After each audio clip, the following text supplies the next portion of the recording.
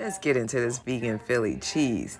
So we have our gardenia that we've seasoned and marinated overnight. You can chop it up into small pieces afterwards.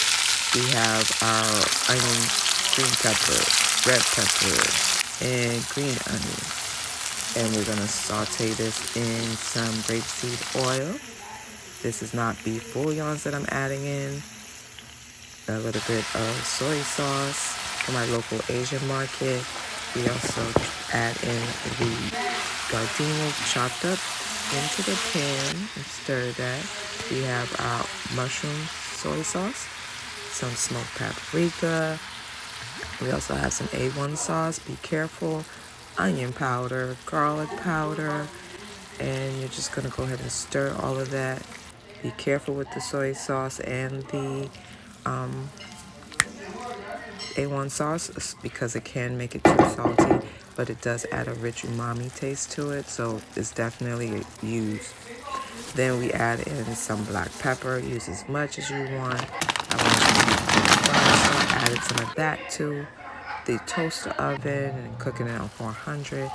While that was cooking, we're just gonna continue to stir our gardenia. We add some butter to the bread, which I got from my local grocery store.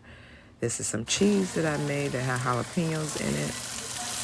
And so I want to toast the bread so that it's pretty and has a nice little crunch and not so soggy when you put all that good wet juiciness into your sandwich.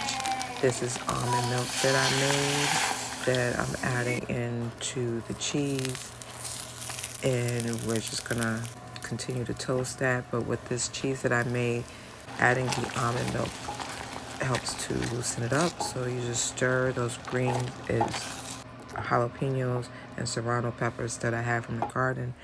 And so basically this sandwich had a little spice to it. It was delicious. Definitely make it. Your family will love it. You'll love it. So when you do make it, please tag me, Miss Paper Plate Vegan, on YouTube, on Instagram and Facebook. Definitely like and subscribe so you can see more of what I'm making. And if you have any questions, comment below. But always enjoy and remember, you are whole, healthy, and complete. Peace.